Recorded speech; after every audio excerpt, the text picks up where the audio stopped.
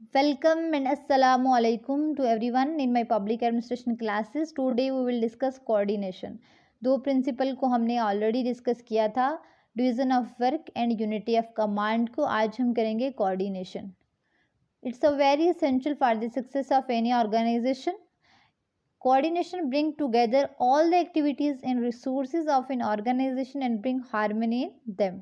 यानी सारी एक्टिविटीज़ को, सारे रिसोर्सेज को एक साथ लेकर आना और इनमें हार्मनी लाना, ताकि सभी एक्टिविटीज़ जो भी हैं इनमें किसी भी टाइप की कन्फ्यूज़न ना हो. It binds all other functions of management, यानी कि कोऑर्डिनेशन सारे फंक्शंस को बांध के रखता है. अगर कोऑर्डिनेशन नहीं होगा, बैलेंस नहीं होगा, इन सब में तालमेल नहीं होगा, तो एक किसी डायरेक्शन में जा रहा होगा, दूसरा किसी और डायरेक्शन में जा रहा होगा. तो डिफरेंट डायरेक्शन जब हो जाती हैं तो मैनेज करना क्या हो जाएगा, डिफ़िकल्ट हो जाएगा एक ऑर्गेनाइजेशन के लिए. और इसी के लिए जैसे एग्जांपल लेते हैं हम, एक कंपनी होती है, कोई भी ले लो आप, कोई भी कंपनी, कोई भी ऑर्गेनाइजेशन ले लो, उसमें जब बहुत ज़्यादा एम्प्लॉयज़ हो जाते हैं तो उनमें अगर एक कोई डायरेक्शन बता रहा है, दूसरा किसी और डायरेक्शन में जा रहा है, तो उस तरह क्या हो जाएगा, बैलेंस मेंटेन करके रखना बहुत डिफ़िकल्ट हो जाता है, चीज़ें मैनेज करना बहुत डिफ़िकल्ट हो जाता है. तो सभी एक्टिविटीज़ को बांध के रखना, सब में तालमेल रखना, तो उस चीज़ से क्या हो जाता है, एक तो ऑर्गेनाइजेशन गोल जो है वो भी ईज़िली अचीव हो जाएगा, और जो प्रोसीजर है, जो आपका काम है, वो भी फास्ट हो जाएगा. और उसी चीज़ को हम बोलते हैं कोऑर्डिनेशन, तालमेल बना के रखना आपस में किसी चीज़ में. तो कोऑर्डिनेशन, जिसकी वजह से डिले कम हो जाता है, कन्फ्यूज़न कम रहती है, तो उसी चीज़ को बोलते हैं, दैट इज़ कॉल्ड कोऑर्डिनेशन. अब ऐसी कौन से मेथड्स हैं जिससे क्या हो सकता है, कोऑर्डिनेशन को इंक्रीज कर सकते हैं. Methods to increase coordination: planning, observation, personal contact. Mean planning से भी हम क्या कर सकते हैं, अपने कोऑर्डिनेशन जो है उसको इंक्रीज कर सकते हैं. Coordination by uniting various plans through mutual discussion and exchanging ideas. जब हम अपने अपने आइडियाज़ को चेंज करते हैं, डिस्कशन करते हैं, तो हमारे आइडियाज़ क्या होते हैं, चेंज होते हैं. अगर मैं एक फ्रेंड से बात कर रही हूँ, तो हम ग्रुप में बात कर रहे हैं, मेरे आइडियाज़ अलग होंगे, तो ग्रुप डिस्कशन होगी, उससे क्या होंगे, हमारे आइडियाज़ क्या होंगे, एक्सचेंज होंगे. उससे भी हमारी क्या हुई, पूरी प्लानिंग थी. तो प्लानिंग के थ्रू भी हमने क्या किया, कोऑर्डिनेशन को हमने इंक्रीज़ किया. ऑब्जर्वेशन: अब जैसे भी कोई भी ऑर्गेनाइजेशन ले लो, उनमें जो भी हायर अथॉरिटी होगी, वो जो भी कोई प्रॉब्लम चल रही होगी, उसमें जो वो ऑब्जर्व करती है, ऑब्जर्वेशन किसी भी चीज़ को डिटेक्ट करती है कि ये प्रॉब्लम है, इसमें ये चीज़, इस चीज़ की कमी आ रही है. तो उस चीज़ को भी जब हम ऑब्जर्व करते हैं, तो उससे भी क्या हो, किसी की प्रॉब्लम्स को सॉर्ट आउट कर देना, उससे भी क्या होता है, कोऑर्डिनेशन क्या हो सकती है, इंक्रीज़ होती है. पर्सनल कॉन्टैक्ट से, जैसे हम कभी अपने फ्रेंड्स के साथ, फैमिली के साथ डिनर के लिए बाहर जाते हैं, पार्टीज़ में जाते हैं, या स्कूल कॉलेजेस से हम पिकनिक स्पॉट जाते हैं, किसी भी टूरिस्ट स्पॉट्स पे हम चले जाते हैं, तो उससे हमारे पर्सनल कॉन्टैक्ट्स क्या होते हैं, बढ़ते हैं. तो उसकी वजह से हमारी कोऑर्डिनेशन क्या होती है, हमारी कोऑर्डिनेशन इंक्रीज़ हो जाती है. वर्बल एंड रिटन कम्युनिकेशन से भी हमारी जो कोऑर्डिनेशन है उसमें भी क्या होती है, वो इंक्रीज़ हो जाती है. Types of coordination: internal coordination देखेंगे, एक्सटर्नल, हॉरिजॉन्टल, वर्टिकल. तो इंटरनल कोऑर्डिनेशन कौन सी कोऑर्डिनेशन होती है, जब हमारे रिलेशनशिप इस्टेब्लिश्ड होते हैं ऑर्गेनाइजेशन के अंदर ही, तो उस कोऑर्डिनेशन को हम बोलते हैं इंटरनल कोऑर्डिनेशन. इंटरनल कोऑर्डिनेशन को हम फंक्शनल कोऑर्डिनेशन भी कहते हैं. उसके बाद होती है हमारी इंटरनल कोऑर्डिनेशन, होती है इनसाइड द ऑर्गेनाइजेशन, मतलब जो ऑर्गेनाइजेशन के अंदर ही हमारी रिलेशनशिप इस्टेब्लिश होते हैं, तो वो हमारी कौन सी कोऑर्डिनेशन होती है, इंटरनल कोऑर्डिनेशन. एक्सटर्नल कोऑर्डिनेशन होती है हमारी जब हमारे बाहर, ऑर्गेनाइजेशन से बाहर हमारे रिलेशनशिप किसी के साथ होते हैं, तो उसको हम बोलते हैं हमारी कौन सी कोऑर्डिनेशन, एक्सटर्नल कोऑर्डिनेशन है. उसके बाद horizontal coordination. Horizontal coordination deal with the coordination between employees of same status.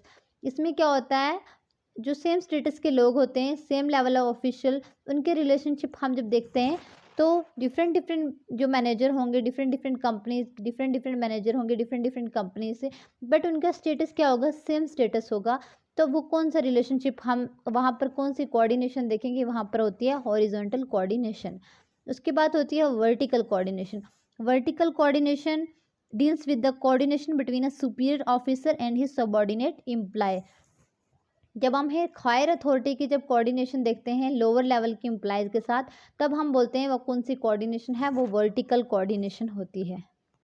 Features of coordination. Coordination के कुछ फीचर्स देखेंगे. Involves group effort. Group effort की वजह से जो तालमेल होता है ना, जब हम ग्रुप में एफर्ट लगाते हैं तो उससे भी क्या होती है, कोऑर्डिनेशन होती है। तो उससे क्या होता है, जो ऑर्गेनाइजेशन गोल होता है ना, वो ईजिली अचीव हो जाता है।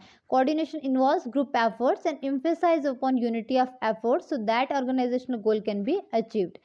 Different from cooperation, coordination is an organizational group effort while cooperation is an individual effort. cooperation क्या एक individual effort है, coordination क्या एक organizational group effort में किया जाता है।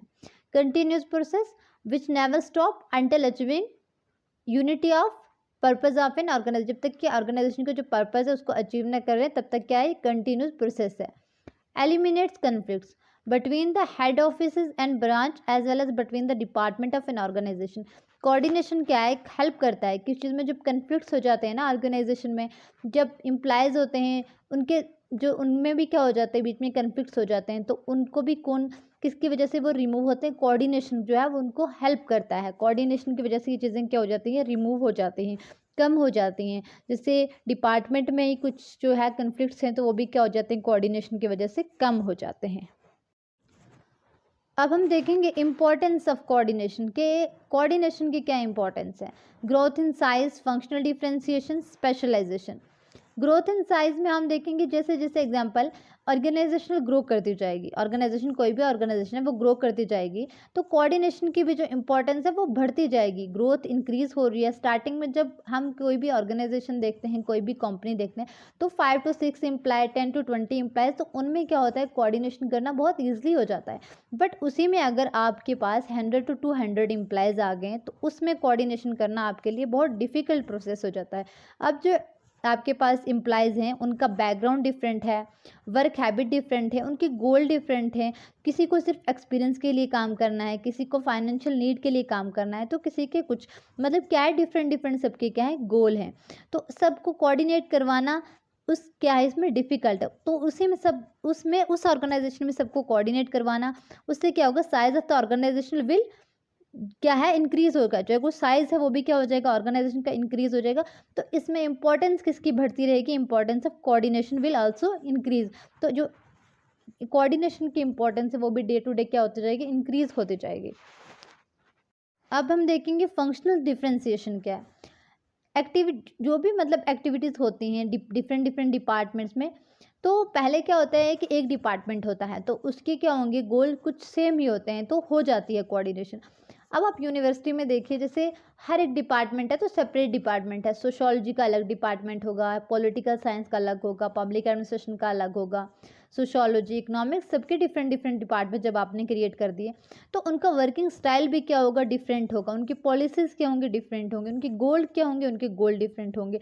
तो उनमें जब कोऑर्डिनेशन इस्टेब्लिश करवाना है, डिफरेंट डिवीज़न में, डिफरेंट सेक्शन में उनके अंदर कोऑर्डिनेशन करवाना, वो क्या है, फंक्शनल डिफरेंशिएशन है। उसके बाद आ जाती है स्पेशलाइजेशन। अब जैसे जैसे ऑर्गेनाइजेशन ग्रो करती जाएगी तो कॉम्प्लेक्सिटी क्या है, बढ़ती जाती है। मॉडर्न टेक्नोलॉजी आ गई है, डिमांड बढ़ रही है, ऑर्डर बढ़ रहे हैं लोगों के, मतलब क्या है, उनमें क्या, उन्हें किसकी ज़रूरत है, एक्सपर्ट की ज़रूरत है, एक स्पेशलाइज्ड प्रोफेशनल की ज़रूरत है कि वो जो कि उसमें कि उस पूरी ऑर्गेनाइजेशन में वो क्या कर सके, जो कोऑर्डिनेशन को क्या कर सके, मेंटेन कर सके, जिससे उनका ऑर्गेनाइजेशनल गोल है वो क्या हो जाए, इजीली अचीव हो जाए। तो इसलिए जो कोऑर्डिनेशन है उसकी बहुत ज़्यादा इंपॉर्टेंस बढ़ जाती है। Why coordination is called essence of management, कि कोऑर्डिनेशन को एसेंस ऑफ मैनेजमेंट क्यों कहा जाता है, because of following reasons. Coordination is needed to perform all functions of management, that is coordination and planning. जैसे कोऑर्डिनेशन है, हमें प्लानिंग में भी कोऑर्डिनेशन की क्या ज़रूरत पड़ती है। In planning it is required between overall plan of an organisation and departmental plan. जब भी हम ऑर्गेनाइजेशन या डिपार्टमेंटल प्लान जब बनाते हैं तो उसमें भी क्या होती है, प्लानिंग जो बनाते हैं उसमें कोऑर्डिनेशन की जो है वो बहुत ज़रूरत पड़ती है। Coordination and organising it is required among authority, responsibility and accountability. इन तीनों के दरमियान में भी किस चीज़ की ज़रूरत है, कोऑर्डिनेशन की ज़रूरत है। Staffing it is needed between skills of workers and jobs assign to them, कि आपने इसमें कोऑर्डिनेशन की कैसे ज़रूरत है कि आपने किसी को जॉब देनी है तो उसके लिए कुछ रिक्वायरमेंट्स होती हैं कि जो ये स्किल इस काम, जो ये जॉब इसको दे रहे हैं इसके पास ये स्किल है भी है या नहीं, ये जॉब को अच्छे से जो है वो परफॉर्म कर सकता है या नहीं। तो इस तरह स्टाफिंग में भी क्या होता है, कोऑर्डिनेशन का बहुत इंपॉर्टेंट रोल प्ले होता है। डायरेक्टिंग में भी it is required between supervisor and subordinates, between order and instruction. जब हम किसी को ऑर्डर दे रहे हैं, इंस्ट्रक्शन दे रहे हैं, तो उसमें भी हमें क्या होती है, कोऑर्डिनेशन की ज़रूरत पड़ती है। Controlling it is needed between standard and actual performance. तो इसमें भी हमें क्या होती है, कंट्रोलिंग में भी हमें कोऑर्डिनेशन की ज़रूरत पड़ती है।